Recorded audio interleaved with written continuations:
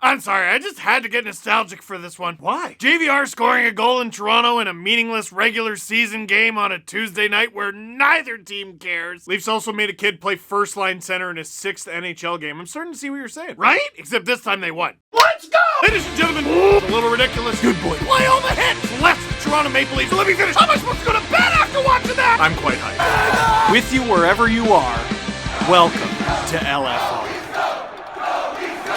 Victory, puppy Ziggy! Oh my god, did you see that old guy goal? Isn't it hilarious how they're all really old? And the oldest one is only 4.5 years older than your dad, but you're not gonna mention a word of that. Are ya? You're a good boy. Okay, I'll see ya. Leafs That's game 77. Leafs win! It's not the right... Leafs win! There it was. 5-2 over the Philadelphia Flyers. Man, oh man. You know what I haven't been doing this season that I need to get back to doing? The If I Were You segment, where I talk to the fan base of the team who the Leafs just played. And I think this is a special circumstance. Flyers fans, if I were you. Well, actually, how about this? I'll just answer this question. Are the Flyers just really, really bad? Yeah, they are. Boy howdy. Except for the last minute and 10 seconds or so after the Lyubushkin hit that they did not like, the Philadelphia Flyers did not care a lick about that hockey game. I understand they sold at the deadline, and they're trying some new things, and there's some rookies in the lineup. Dude, that game was like when you clack on your keyboard because your boss showed up. You're not typing anything. The Flyers outshot the Leafs 39-29 in this one. When? Listen, you've probably already heard me talk about this on the podcast, so I'm sure I don't need to hammer the point too hard, but the Flyers are bad on accident. Don't you mean by accident? I said what I said! They are bad on accident! As the worst thing to be is bad on accident. You know, the Arizona Coyotes are pretty dismal. The best thing you can say about them is at least they're bad on purpose. Well, they sold at the deadline. No. The Flyers have only been bad on purpose for a brief moment. They've been bad on accident for far longer. I've been watching some Flyers highlights recently because I do Steve's Dang It's on the Sportsnet YouTube channel. And so many of the goals that I've seen beat Martin Jones recently and in this game, I'm like, oh, that's why. I know his reputation, I know his numbers haven't been great over the past few seasons, but you talk about a lonely goaltender. Please tell me you saw the Connor Sherry thing. Bro, look at this! Look at this! Look at this! This is not a power play or penalty kill or nothing. This is just bad. Very bad, yucky hockey. No, bleh. Now, there are two types of teams that are bad by accident. The ones that can turn it around quickly, and the ones that may never turn it around. I'll tell you an example of a team who was bad by accident and turned it around lightning fast. The Calgary Flames. Dude, they sucked last year. They sucked. And it didn't make sense that they sucked as bad as they did. They're mopping the Western Conference right now, and last year they couldn't even make the playoffs in Canada. I don't know what you remember about that division, but most people did not come away with the notion that it was good, and they didn't even make it, and now they're just wrecking everyone. And what often happens when a team turns it around quickly is it's a team that was never actually that bad. It's just they found it in them to care. For the Leafs, this was game 77, and for the Philadelphia Flyers, I got the impression it was game 70,000. I'm not saying the players don't care. I'm not saying they're lazy. I'm just saying sometimes a season gets away from you, and it keeps getting away from you, and you cannot wait for it to be over. Not because you don't like doing your job, and not because you don't like doing hockey, but because, what are you gonna do? What are you gonna do? What's the point of any of this? Regroup, train, maybe get a tan, maybe forget about the awful season that was, regroup and come back next year. So we'll talk about the game, but we'll mostly do questions. And also I asked people to be mean to me without swear words, so we'll see what they came up with. Now, this game did not have Austin Matthews. It had Nick Abruzzese in his slot, which right away, the Flyers should have stomped a mud hole in the Leafs. Seeing that on the marker board should be inspiration enough. Oh, they're literally not taking us seriously. And then they won 5-2! By the way, why wasn't Matthews in this game? From Luke Fox of Sportsnet, Austin Matthews is dealing with a new injury for him. Something he hasn't dealt with before, per Keefe. Okay, cool, Sheldon. Thanks. Thank you. Okay, he's had his wrist worked on. He had, his shoulder came out that one time. I believe he had a concussion when he bumped into Morgan Riley. And I want to say before he was drafted, he had a back thing. I don't want to speculate, but is it water on the knee? It's a joke. It's your parents got it. It's a game for old people. Anyway, hopefully he's fine, and hopefully Nick Abruzzese does fine in his stead. There were no goals in the first period. Probably a decent outcome for the Leafs as they figure out who the heck I'm on a line with. Who are you again? I'm Colin Blackwell. And your first line right wing. Do you even play right wing? Sometimes. That'll have to do, okay? But on the first goal of the game, you really get a glimpse of some of that famed Flyers defense. So it starts with a decently nifty play. Cates on the back end for the Flyers. Kerfoot attacking for the Leafs. Kerfoot chips it past Cates. Kerfoot skates with purpose. Cates turns around as if blown by the wind. But Cates manages to stick with Kerfoot, not in a way that means anything, because Kerfoot is able to shrug off the check no problem. Puck finds its way to the point to Timothy Liljegren, and you know what I always notice about, like, the Flyers clips that I watch where they allow a goal? You can always find at least one still in the action that looks like the Mr. Krabs meme. Just that blurred expression of, uh-oh! Liljegren wires the thing. Short side top corner, and you could say, well, maybe Martin Jones should have had that. Maybe he should, but holy cow, help your goalie. It's 1-0. Little less than halfway through the period, JVR bangs one in, and it's 2-0. Oh, he's on them now. Always makes me sad. And I look at his cap friendly to remind myself why, but I'm still sad. Does he still use the green mouthguard? He does. Oh, I miss him. Oh, and it's his 21st goal. His old number. He bangs it in the way he does, and you know me, I'm very picky about when the Leafs allow goals in front of their own net. I'm hard on the team for not being hard enough on the attacking team. This is one where I gotta tip my hat to JVR. He just kind of gronks his way through fairly decent coverage. A few minutes later, still in the second, the Leafs get a power play, and again, I don't know how Martin Jones would do on another team. I don't. Because remember, it's not like the Sharks were known for their defense in their heyday. And I know this is a penalty kill. But watching this replay back is hilarious. Because you're probably thinking, oh, Steve's about to show Willie in all alone. Oh, it's so much worse. Look at this! Look at this! Look at what Mitch Marner has to work with. What do you think he's got, at least 15 feet? 15 feet.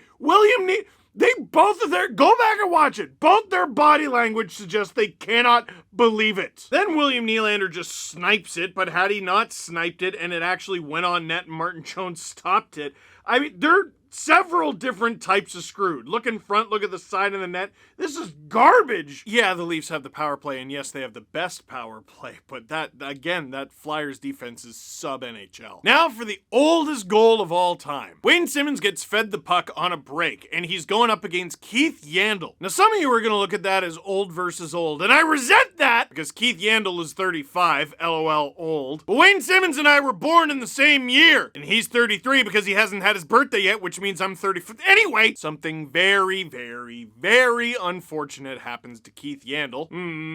Keith Yandle's floating in the air. That is tough.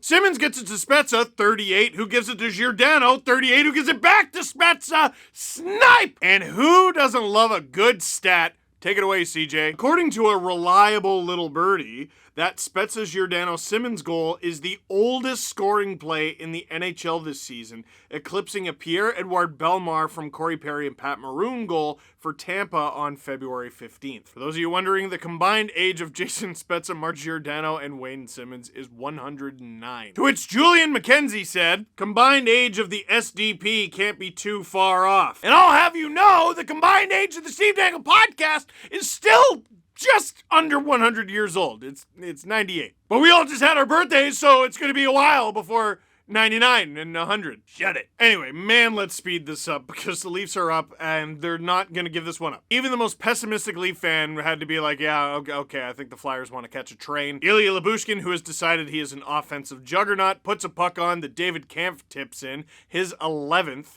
and the Leafs are up, what is that now, 4-1? 4-1. Maybe the lone bright spot for the Philadelphia Flyers. Ronnie Attard, a new defenseman for the Philadelphia Flyers. He made his NHL debut against the Leafs in recent memory. That was within the last month, and the poor guy was a -4. Well, he picks up a loose puck by holding the zone, walks in, and rips one up and over Jack Campbell. This was a snipe, and the Flyers pulled it within 2. But then Ilya Mikheyev gets the empty netter assisted by Pierre Engvall and TJ Brody. We love a primary and secondary assist on an empty net goal. And the Leafs, they won. Jack Campbell was good. Really good. They didn't make him work too hard, but, he faced a lot of shots. They were in his direction. Worth mentioning, 15 of the Flyers' shots came from the backhand. 2 different guys back there had 6 shots each. Listen, again, I'm not trying to turn the knife with the Philadelphia Flyers. I do think they can turn it around, but the Leafs were missing an MVP candidate. Didn't look like they tried particularly hard, and still more than doubled up on the Flyers. It's bad. Now, to end things off, LFR questions with a twist. Ilya Lyubushkin tried to lay a hit on Zach McEwen at the end of the game, and I said, oh, that was unnecessary on Twitter. I shouldn't have done that. I was like 70 seconds from just getting through the game without getting ratioed to oblivion. I mean, he didn't need to throw the hit. Apparently, McEwen did something earlier in the shift, and I didn't see that, and that would explain it, and okay, fine. The only thing I would say against that is, after that, the Flyers actually tried, and they tried to inflict damage on the Leafs. Justin Hall took a nasty hit in his own end and got smushed. A hit that wouldn't have been there. It wouldn't have been there had Lyubushkin not thrown a hit at a player. He's going to forget his name by the end of the night, and the Flyers will not be a factor for the Toronto Maple Leafs until October. So I got this. It's lovely wording. You cry when they are too soft and let other teams slap them all over the ice. They slap them. Now you are crying when they are playing the full 60. What way do you want it? I don't think Twitter's good for the human brain. I don't. So I just explained it. You can go back and watch it. It was good. It was a good explanation. It was better than the tweet. Well, to be fair to you, it was way better than my tweet. So I hope that cleared it up. Would you like a replay, Steve? Still no. Should the Winnipeg Jets relocate back to Atlanta? Man, if you were Atlanta, would you take this team? No, that was mean. Listen. It's nothing against the city of Winnipeg. I like Jets fans. And I assume I like Winnipeg. I don't know. I haven't been, but I will. I'll go there in May. Because my friend who works in hockey decided to have a wedding in the middle of the playoffs. No, it's cool, Tom. You got all summer, but don't worry. You do you. No, I like Winnipeg. However, I'd like to share a meme before being done with the Winnipeg Jets again until about October. Hey boys, is there anything better than being eliminated from playoff contention? Just bask in that one. I like the fans, the team gets on my nerves, but the Leafs won last time. I'm over it. Now let's get to people being mean to me without swearing. It's very easy to underestimate you. That's a solid one. That's okay. Steve, you'd struggle to pour water out of a boot with the instructions printed on the sole. I see you read the same thing on Reddit that I did today, but that one was my favorite one, so bonus points to you. I didn't see anyone bring this one up, but another one of my favorites is Shakespeare's I wish we were better strangers. You're as sharp as a marble. Okay, that's very good. It is very good. Do the youths know marbles? Is that a thing that you do? I just want to know. Like, when I was a kid, marbles were about. Sometimes people would play marbles. They would trade marbles. Parents would always be like, oh, careful with the marbles. You might lose them. Some other little kid could choke on them. I just feel like in 2022, marbles aren't much of a factor. Maybe I'm wrong. Maybe I'm as sharp as a marble. Oh, who let this guy... Leafs are now 6-1 without Matthews. Still thinking he fits the definition of the Hart? So here's the thing. Drew's not entirely wrong.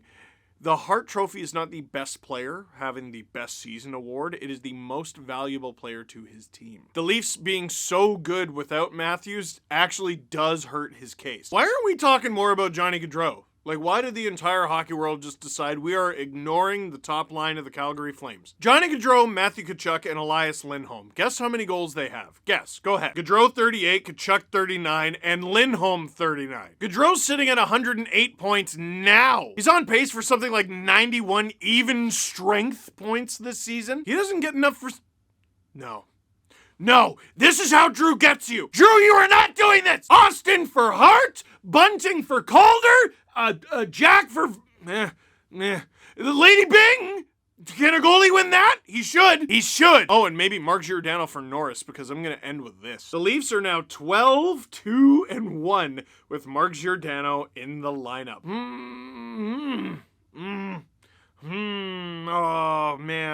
Oh, man. I'm so ready to get hurt again. No! No! Oh, I'm in. I am in. Oh. Oh, Why couldn't they be worse? they're so clearly good. It's upsetting how clearly good they are. Oh, man. Oh man. Go Leafs, go. So, that is it for this one. Thank you very much for watching. Click like if you like this video. Click subscribe if you really liked it. Tell your friends. Are you in? In the context of believing in the Leafs. Otherwise, if you don't provide them the context, they might be, what are you talking about?